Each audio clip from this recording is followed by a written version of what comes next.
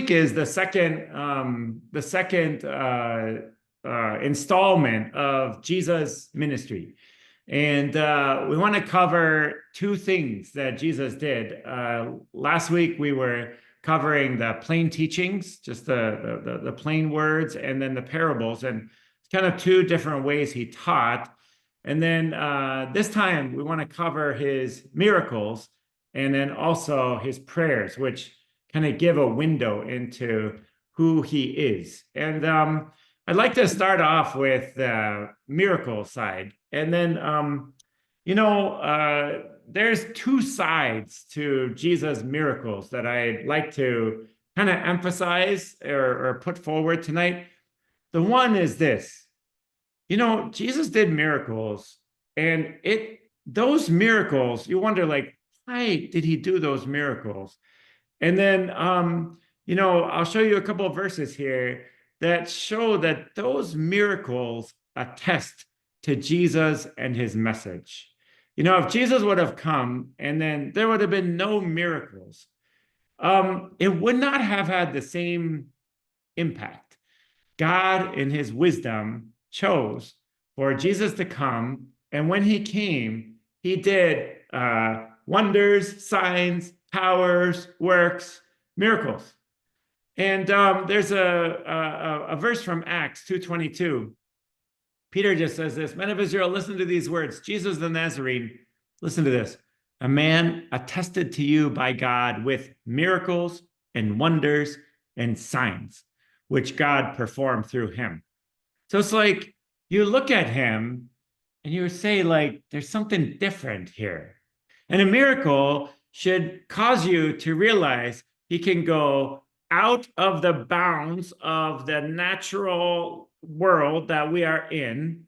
And then it makes you think, wow, there's something here. And this verse, the Apostle Peter says, it was like a man attested to you. In other words, proven to you by God with miracles, or shown to be genuine because of the miracles. And then you could be the simplest person. You could be the least, you don't need to be a theologian. You just have to look at that and you look at his works and you say, oh, there's something there. There's something different there.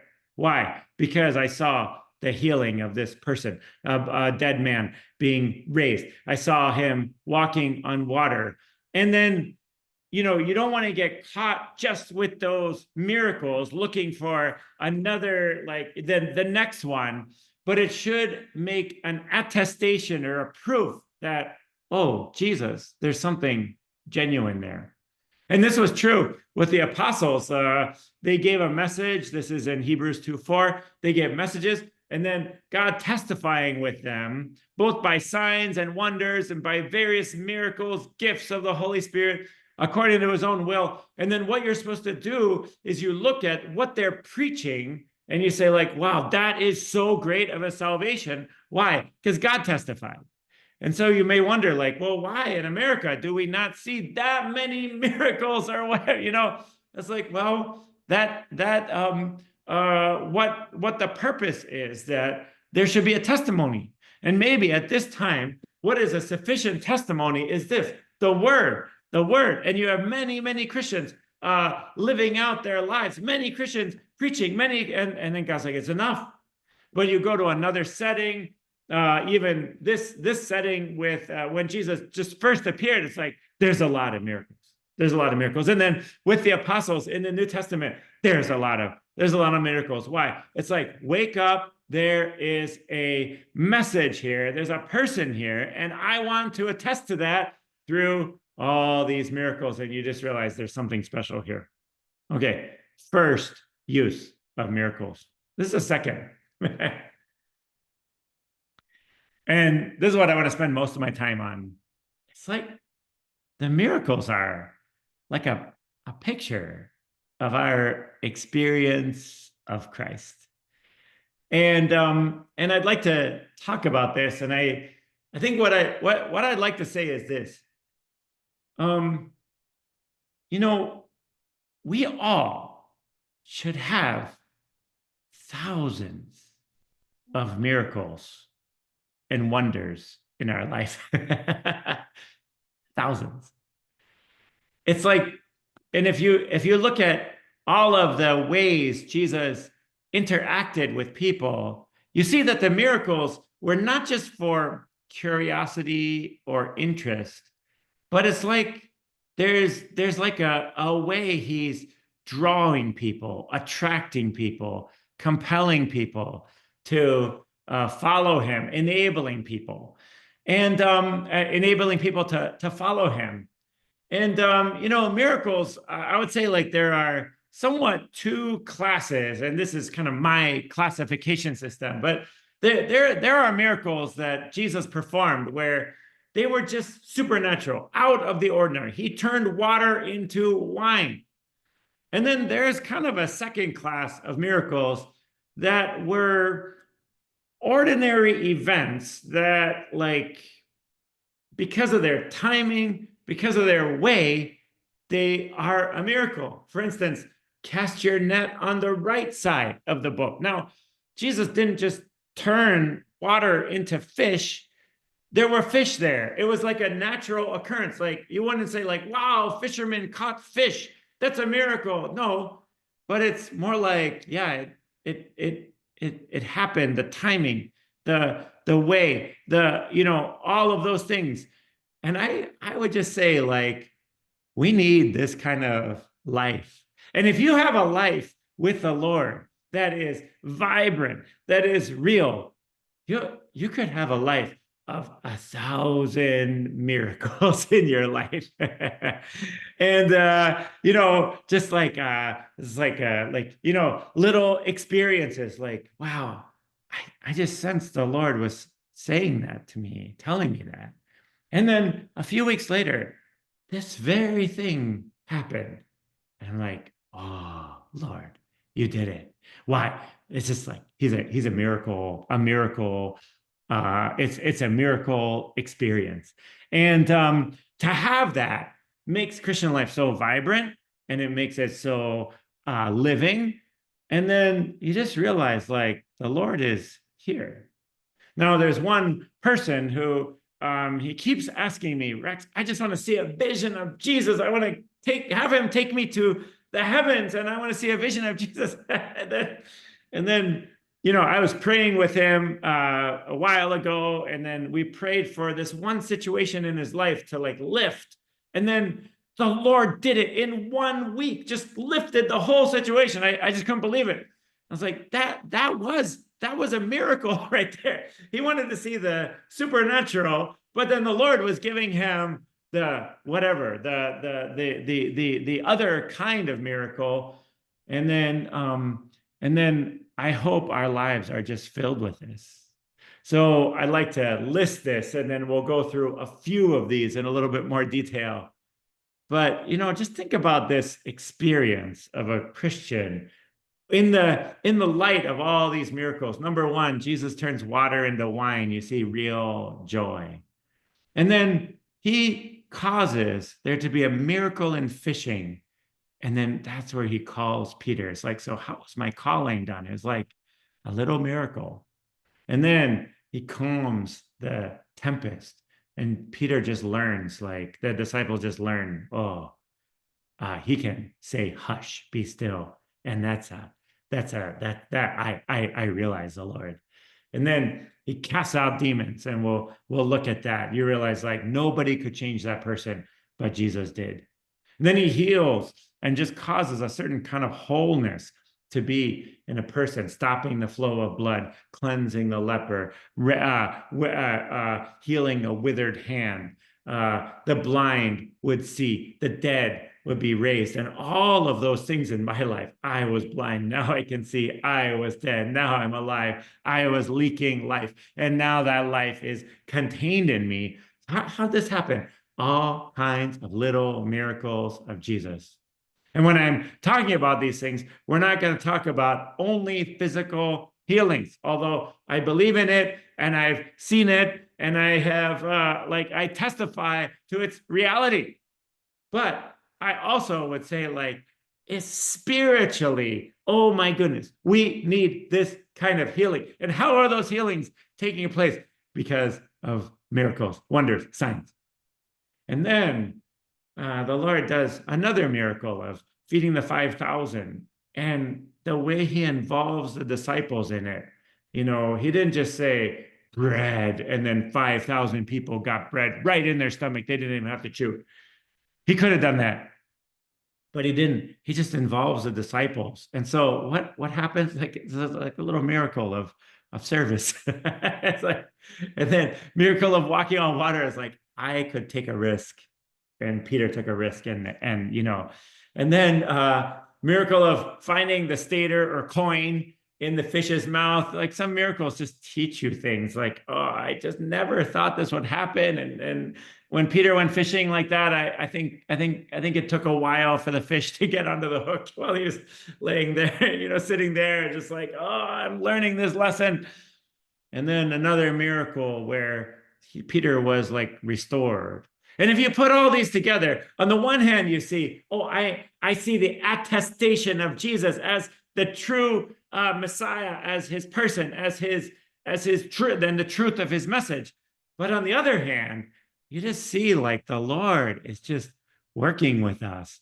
And I hope that we can have 1,000 little miracles in our life where we're just appreciative of the Lord for doing all kinds of things. So I want to go through these in a little bit more detail, but I wanted to give you like the big picture. And I hope we can just have this kind of experience. And so and then as I go through, some I'm going to go through quick, some I will emphasize a little bit more. And then I really like the first sign Jesus did. This is the first sign. And it was turning water into wine at a wedding. And so it's so simple. Like, Jesus and his mom and disciples were all at a wedding in Cana. And the Bible just simply says, and the wine ran out. Jesus has a little interaction with his mom, and he's like, the wine is gone. And he's kind of like, what? This is not my hour. What do I have to do with you, woman? And but then Jesus' mom just says, just do what he says. And so he tells the servants there, just fill up these stone water pots with water. And then they filled them up. There were six there. They held between 20 and 30 gallons. And then he says, just take the water out and give it to the head waiter. And then there was a miracle. That water became wine. And here we have, when the head waiter tasted the water, which had become wine, and did not know where it came from, the head waiter called the bridegroom and said to him, every man serves the good wine first. And when the people have drunk freely, then he serves the poorer wine. But you have kept the good wine until now. Jesus' first miracle is the good wine is at the end. And as I get older with the Lord, as people on the Zoom call are older with the Lord, I could ask Betty, I could ask Lauren, I could ask Felicia, I could ask others, like, is the Lord better now than before? And you would have to testify, he is better now. Why? He has kept the good wine. And wine, according to Judges chapter 9, it just cheers God and man. It's a picture of joy. And this first miracle is like, on the one hand, it's attesting to Jesus, but on the other hand, it's like a message, like, I just want you to enjoy. Jesus is gonna bring enjoyment there. And when I see people, sometimes they get wrapped up in all kinds of things. Even Christians get wrapped up in all kinds of things. Like, let's go, let's free these people from some demons. It's almost like, let's go and shoot demons. Like, you know what? The point is not to go and shoot demons. The point is not to do so many things. The point is to enjoy the joy that Christ gives. Are you enjoying the Lord? And then you just realize, like, that is the point. The point is not to serve a lot. The point is not to be drawn about by many things that are part of the serving. No, the first miracle is like, Lord, you gave me joy. And oh my goodness, if a person has joy, it's just so easy to follow the Lord. If a person has joy, so easy to stay in the church life. And then if God would choose the first sign of whatever, the first miracle that Jesus did, you know what it was? The statement is this: I'm going to turn water into wine. When the wine runs out at the wedding, when the wine runs out at the joy, I am going to bring joy. It's like, I love the Lord. That's a miracle. That's a miracle. And you just realize it affected me. It's not just attesting to Jesus. It's affected me. I just enjoy the Lord. And then when Peter was called by the Lord, maybe the third time, I think it's the third time. We could argue about that with the harmony, etc. But Jesus was just speaking there to people. And Peter and Andrew, James, and John, they were all by the shore, like washing out their nets. They didn't have a good night fishing. And then then Jesus just gets in their boat and put out into the deep water, let down your nets for a catch. Simon answered and said, Master, we worked hard all night and caught nothing. But I will do as you say and let down the nets. When they had done this, they enclosed a great quantity of fish. Their nets began to break. And it's like, this is one of those miracles. It's like, it's not a miracle that like water to wine. It's more like a situational miracle because of the timing, the setting, the interaction with Jesus. And you just see like, there is something that corresponds. When I obey the Lord's word, there's something that corresponds. And then when Peter saw this, he's like, he fell down at Jesus and it's just like, go away from me, Lord. I'm a sinful man. He just realized the whole thing was affecting him. The whole miracle was affecting him. And then Jesus is like, just come after me. Just come after me. And then don't fear. From now on, you will be catching men, just like you used to catch fish. Now I am changing you.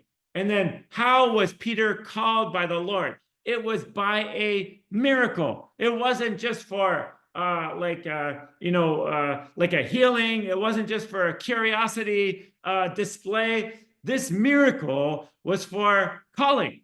And I could look at, how was my life called by the Lord? You know what? There were little miracles. I am a product of thousands of miracles. And then that miracle, it's like, oh my goodness, the Lord is real. And then look at the miracle. It's just the timing, the condition. If I would say, he's a fisherman, he caught fish, you would say, he's supposed to catch fish. But at that time, according to the Lord's word, and you just have to say, Lord, it was only you. And it's stuck in Peter. Oh, I'm a sinful man. I don't deserve this. I don't deserve it. I'm standing on holy ground. And then the Lord's like, no. I am going to use you. What does a miracle do? It affects you. It affects you. And, I'll go quickly through this one. This is according to the busy day that we talked about in the harmony. Leaving the crowd, they took him along in the boat. And then there arose just a fierce gale of wind. And the waves are breaking over the boat. So much of the boat was already filling up. Jesus was in the stern, asleep on the cushion. He was just asleep. And then they're like, they woke him. Don't you care? Jesus, don't you care? Have you ever said that? Jesus, don't you care? If you have never said that, I don't know if you're being quite honest. Most Christians have just said, Jesus, don't you care? And then you know what he says? He just got up, rebuked the wind, and he's like, hush, be still. Miracle. The wind died. It became perfectly calm. And then you just realize like that miracle affected them. How did that affect them? I realized so many things in life. Austin Sparks says the waves are the tumultuous warrings of the nations as he was living through World War II. You could say anything in your life, so many tempests. And then you know what the miracle is? There's like a hush, be still. And then you could just go through it. You could go through it. It's a miracle. He can cast out demons. And I've seen this not in the literal sense, although I do believe that. But look at this. There was a man from the tombs, unclean spirit met him. And then in verse 4, he had often been bound with shackles and chains. Chains had been torn apart by him, the shackles broken. And look at the next little phrase. No one was strong enough to subdue him. No one was strong enough to subdue him. And then Jesus, I don't want to go into the details of the story, but it's just like sends the demons out of the man into a herd of hogs. And then people came to Jesus and observed the man who had been demon possessed sitting down. Look at this, clothed in his right man, the very man who had the legion. And you just have a realization with this kind of miracle of like the exercise of power. You just have the realization like, wow, Jesus can just change people. And I've seen people, I was with somebody today and I said, 3 years ago, did you acknowledge God in your life or put God in the first place? And then he said, no, I didn't even know about that 3 years ago. And then I just look at that as like, you know what? Who could subdue him? But you know who subdued him? It was the Lord. And that was something of a miracle. And then you just see like, well, there's another one. There's another one. Like we need a life of thousands of miracles, thousands of little moves of the Lord. And then you have an interaction with him, a relationship with him, and he will bring you into this kind of life. There's a lot of healings, and I just want to emphasize, I think there's 3 of them, but go through the stories of a few more. But the healing that many times what happened with the healing was that like people were healed and then they were enabled to serve God. Like Peter's mother-in-law was just like cleared, healed of the fever. And then right away, she got up to serve him. And then you can look at a person who is serving the Lord and you just realize like, you're not serving the Lord. And I don't mean just like full-time serving the Lord. I'm just a person serving the Lord. And he was like, you're not serving the Lord because you're a better person. No. You're serving the Lord because there was something of a wholeness, a health, spiritual health, psychological health, emotional health, and yes, even physical health that was brought to you by the interaction with Jesus. So you have here in Mark 5, a woman had a hemorrhage of blood. She was bleeding for 12 years, endured much at the hands of many physicians, had spent all that she had, was not helped at all, rather had grown worse. And then she just thought, if I just touch his garments, I will get well. Immediately, the flow of her blood was dried up. She felt in her body she was healed of her affliction. And then Jesus, immediately perceiving in himself that power proceeded from him, had gone forth, turned around in the crowd and said, who touched my garments? And then, the rest of the story is like the disciples just say like, what do you mean? All the crowd is pressing on you. Who touched my garments? What that meant was like the whole crowd was pressing on him, but no one was really interested in having him change their life. No one was really seeking in that way. No one was willing to say like, I'm putting it all on the line for you, Jesus. And people wonder like, why can't this happen to me? And it's like, where are you? Where are you? Are you like this woman? Like I just reach out to touch him and not just press on him like the crowd. If I just touch the garment, I will get well. And then she's like laying her all the other things aside, and then power proceeds. And then she goes from a place where she is leaking life. Blood is a life. She had a hemorrhage, a flow of blood. Something was leaking out of her. And then you just realize, I'm wasting my life. I'm wasting my time. I'm wasting my days. And then when I touch Jesus, I stop. I stop wasting it. Why? Because I'm handling something of the Lord. What was that? Miracle. A miracle. How many miracles do we need in our lives? We need thousands of these. Thousands. I just touch you, Lord. And I want to save today. I don't want to leak life today. Tomorrow, what do I have to do again? I have to touch you again. I have to touch you again.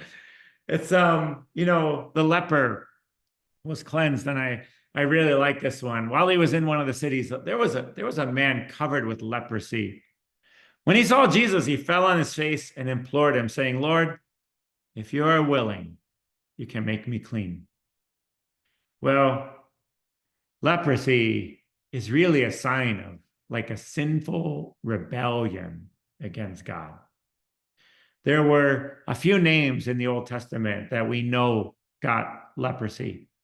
Miriam, when she spoke against Moses, like God's authority, she got leprosy. Gehazi, who was Elisha's servant, when he disobeyed Elisha's word and asked Naaman for money, then Elisha said, the leprosy from Naaman will be on you, Gehazi. Rebellious against God. And then Uzziah, King Uzziah, he stepped over the line and wanted to sacrifice something like a priest should do, not a king. He was a king. He was doing what a priest should do. It's like, then he got leprosy. And you just realize, like, there's something in all of us where, like, I just want to rebel against God. And I don't want to submit. I don't want to be a part of it. I don't like it. And I don't know what to do. And I can't make myself clean. And then this leper comes to Jesus like, if you are willing, not if you can, but if you are willing, you can make me clean. And then one of the most touching scenes, and he, look at this, stretched out his hand and touched him. He could have just said, be clean. He didn't have to touch him. I just like, I touch what is making you rebellious. I touch what is making you not want to follow God. I touch what is making you not want to be faithful to him. I touch it. And he says, I am willing, be cleansed. Immediately, the leprosy left him. On the one hand, we can look at this and say, wow, Jesus is real because he can even touch and cleanse leprosy. On the other hand, you just have to realize, like, I am leprous. And Jesus, I can't change it. If you're willing, you can make me clean. And then he touches it, changes it, makes us into a whole person. This one is, I like it. It's kind of funny. I don't know much to say. Just one thing, like from the first verse. He entered into a synagogue. That's a place where people are supposed to do things like around God. And a man was there whose hand was withered. What's a hand with a man with a withered hand doing in a religious place and not being helped? And then in addition to that, there were all those people watching him to see if he would heal on the Sabbath. And I would say that is a picture of the religious situation that was around when Jesus was around. And I have one word for that whole religious situation: worthless. It didn't do anything. It didn't help the man with the withered hand. In other things you can see, other passages you can see, people were in the synagogue, demon possessed. It couldn't help people get the demon out. It couldn't help the withered hand. And it was full of people who were ready to criticize Jesus. And they didn't care at all about the man. What is that? That is, I'll say this, dead religion. It's worshiping God without Christ, and it was worthless. And then Jesus just comes, stretched out his hand. Stretch out your hand, he says. He stretched it out, and his hand was restored. That's the living Christ. That's the living Christ. Okay. Miracle of the blind seeing.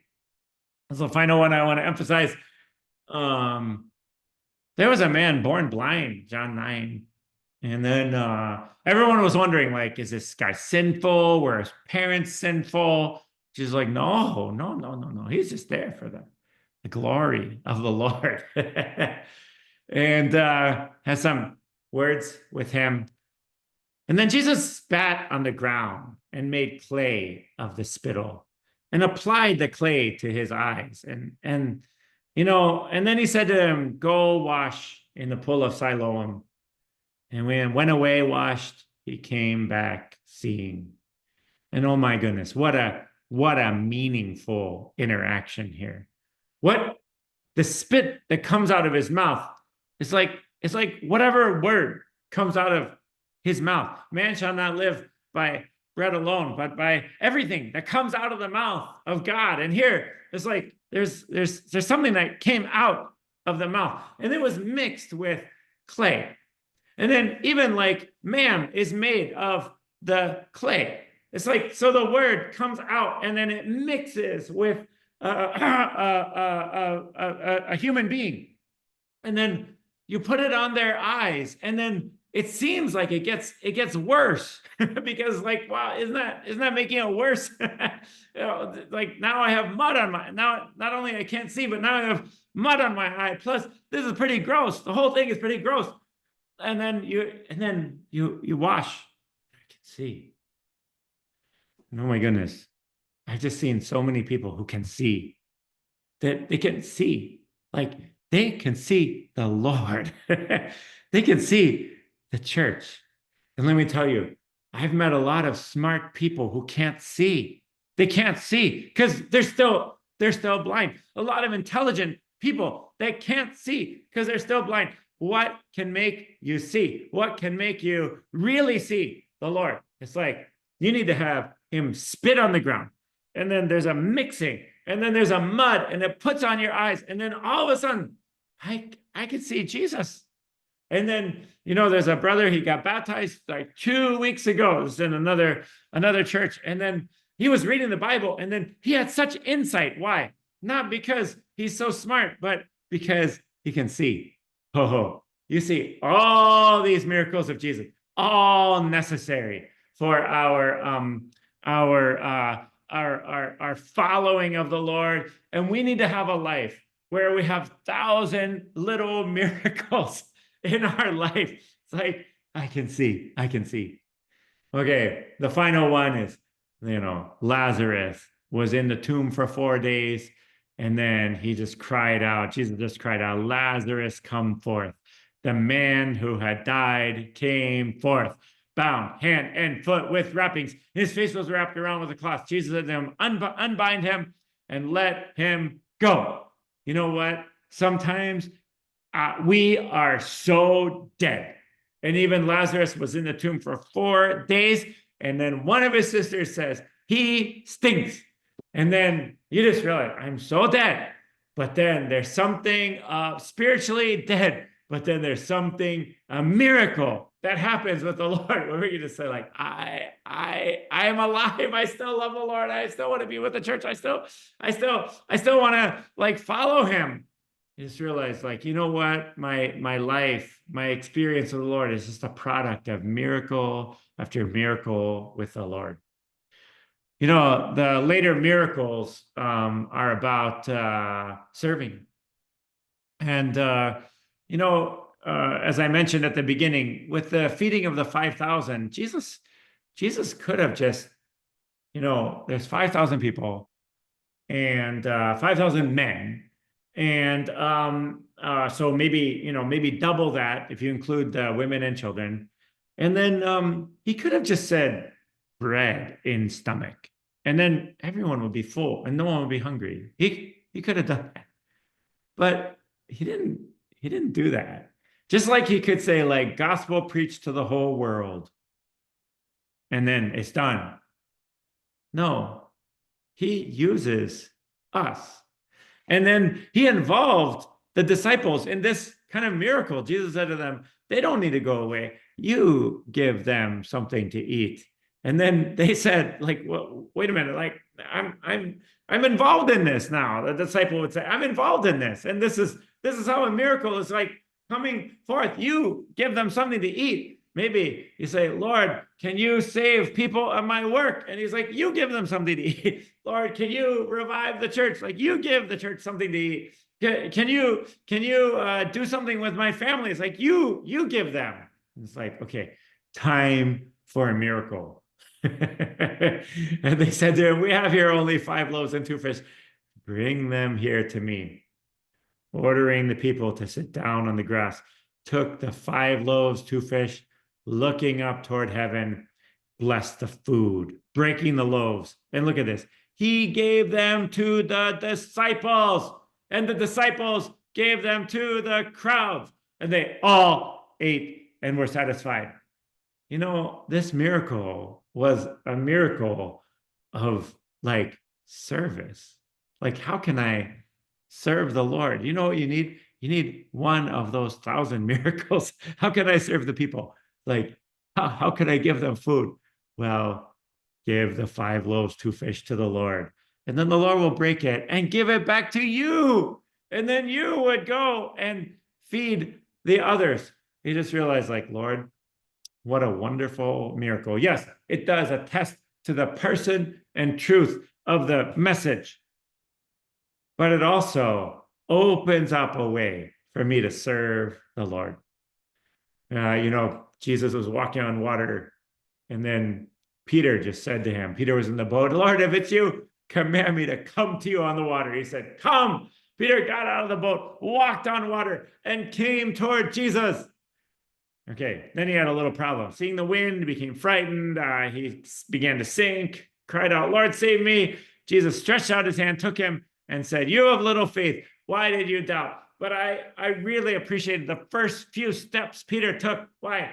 Because he was walking on water. and then he just realized, like, you know, it's okay to take risks. One time I was running with a classmate from college. And then it's like, I never got to preach the gospel to him. And then I was like, I'm just going to do it. I'm just going to do it.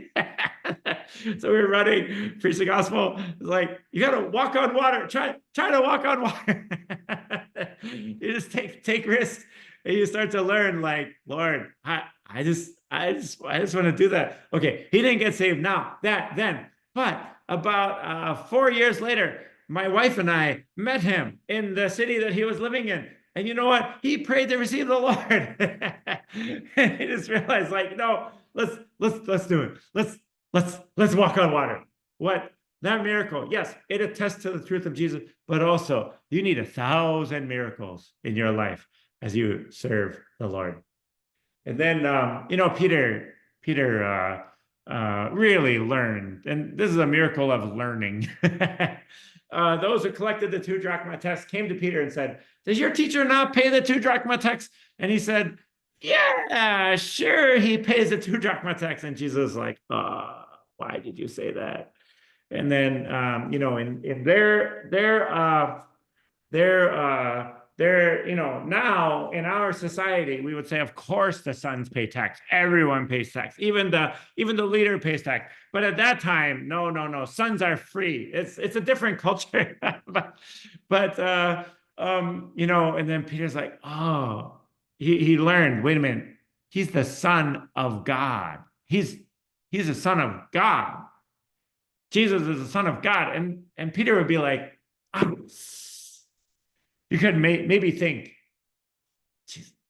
I forgot he's the son of God. How could Peter how could Peter forget he's the son of God? Does your teacher not pay the 2 drachma tax? He said, yes. And then Jesus is like, but the sons are free and I am the son. And it's like, oh, I just forgot he's the son of God. So you know what Peter needs? A miracle. And you know what that miracle was? Okay. Go to the sea, throw in a hook, take the first hook that comes up. And this, I don't think that fish was right there. In my thought, this is what I think, and it could be wrong. I think it took an hour at least. And he's just holding that. Maybe during that time, Peter was like, he's the son of God. I got to remember that. He's the son of who? Like maybe he practiced like he's the son of who? It's like son of God. He's a son of God. You know, sons are free. He's a son of... Anyway, then he got the fish. And then inside there was a shekel, and he could pay for the Lord and and for himself. And so, there's some miracles just like, it's like, yeah. Anyway, I don't want to give too many stories, but there's a lot of things we learn. How do we learn them? By miracles. Just like I said, I believe it was last week, like one time, the Lord just told me, like, dude, give this amount to the church. And I was like, no. No. And then, and then I'll tell you my miracle. My car broke. And then the bill for the car was exactly the amount that the Lord told me to give. It's like, that's a miracle. That's a miracle. It's like, yes. Thousands of miracles. And then finally, the last miracle is, they were after resurrection, and it's another fishing one. The disciples are there. He had a great plan for all the disciples, and then like, go disciple the nations, baptizing them in the name of the Father, the Son, and the Holy Spirit, teaching them all that I have commanded you. And what do? They go fishing. It's like there's something not quite right. They're fishing. So Jesus in verse 4 says, 5, sorry, children, you don't have any fish, do you? They're like, this is gonna be a problem. So put the net on the right side. And they got a great number of fish. Use 153 fish. And then it's another miracle. It's like, you know what, Lord, I'm still for you. And then after this, Jesus had a lot of interaction with them. Eventually, they finished breakfast. He had prepared a breakfast for them. And then he just asked Simon, do you love me? And then says, tend my lambs. And he says that a whole bunch of times. I just realized, like, we just want a life of so many miracles with the Lord. And you look at the miracles, and they're not just curiosities. The signs are not just for that. The signs are for you to follow the Lord, be called by the Lord, be healed, to become a whole person so that you can serve the Lord, and learning lessons, learning how to serve, learning how to be restored and serve the Lord for the rest of your time. Oh, what a life. What a life. What a life where we're so intimate with the Lord that we have this kind of thing. And so I hope we can have this kind of life. And then I didn't want to spend a whole lot of time on the prayers, but I did want to just mention a couple of things about the prayers of the Lord. The miracles show like his power and the wonder that he can create. And I would say, like, his prayers show a whole different side. It shows how much of a man he was. He prayed. That's just amazing. And I hope we can have 1,000 miracles in our lives. Yeah, every one of us, just 1,000 miracles. And then I hope we can also learn prayer from the Lord. And then it's just interesting, like what an amazing verse, Luke 6:12. He went off to the mountain to pray. And look at this. He spent the whole night in prayer to God. Whole night. Wow. Wow. Why not just do a miracle? But no, spend whole night. And you just see him as a man in the flesh praying to God in heaven. And you realize, like, wow, he did that. He didn't just live his life in miracles. When day came, he called his disciples to him and like chose 12. And I like to think, although I don't know if this is right, I like to think like a lot of time he spent in prayer was about Judas. It's like, really, really, Father, really? I don't know. I don't know what, but it's like a whole night in prayer. And if you look at the Lord's prayers, just realize how much of a human being he was. Listen to this, John 12. This is before the feast, before he washes their feet. After he came to Bethany, after he came into Jerusalem, but spent about a week there, 8 days maybe. And listen to this, Jesus saying this, now my soul has become troubled. And you could say like, wait a minute, we just did miracles. Why don't you just do a miracle? Just solve it. It's like, no, that's not what my miracles are for. Now my soul has become troubled. And if your soul is ever troubled, you're like Jesus. If you're always clear, always strong, maybe you're not true. Jesus would say this, now my soul has become troubled. And you just realize, like, he's really a man. And as he's following the Father, being obedient, it's a trouble. And you say, why don't you just do a miracle? We just went over all the miracles. Like, no, it's not the time. That's not what miracles are for. Miracles are not, so my soul is not troubled. My soul is troubled. That means I have to pray. And what shall I say? What shall I say? In other words, like, I don't know what to say. Shall I say, Father, save me from this hour? And then some people put a period there. I kind of like that better. What shall I say? Period. What shall I say? My soul's trouble. I just don't know what to say. And then he says this, Father, save me from this hour. And then you have to see that prayer. Like, that's what it was all for, like to accomplish redemption. And then he's praying like, Father, save me from this hour. In other words, I ask you, Father, can you save me from this hour? But then he resolves within himself, but for this purpose, I came to this hour. Changes his prayer to this, Father, glorify your name. And then you see a movement within the soul of Jesus from trouble to, I don't know what to say. And then it's like, Father, just save me from this hour. I'm just gonna say it. Save me from this hour. And then he receives something. As a man, he receives something from the Father. Like a understanding. But for this purpose, I came. And then he changes. Now I can pray, Father, glorify your name. And a voice comes, I have glorified it.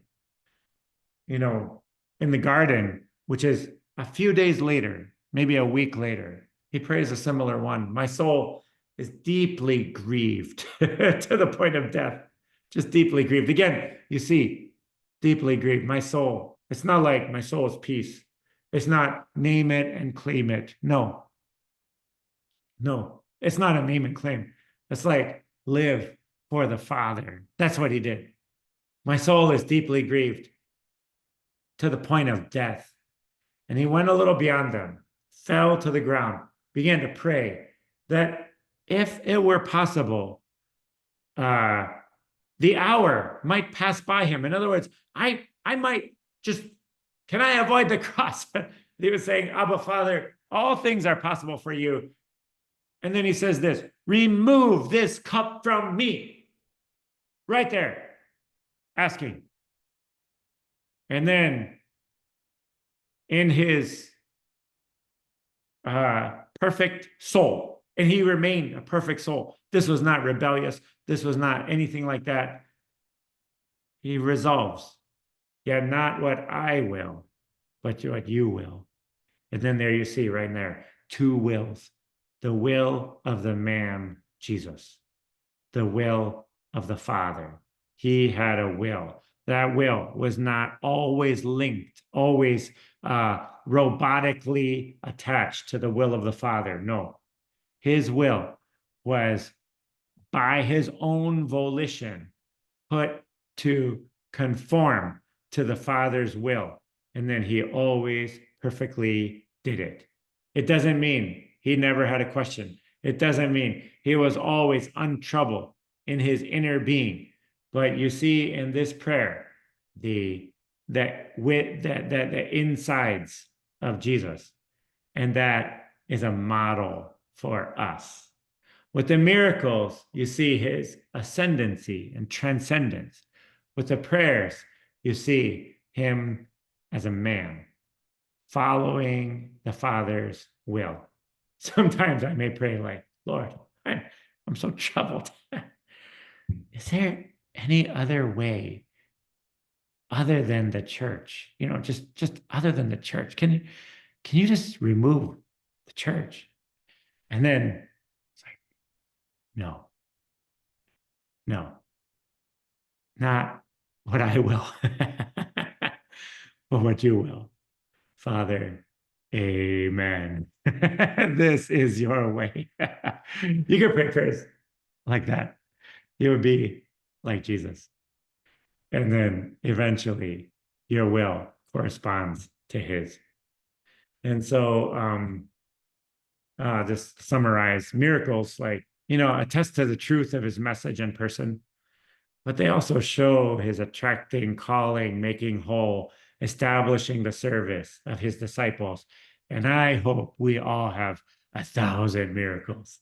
And then his prayer, show him as a man in the flesh, calling on God in heaven for the carrying out of his work here.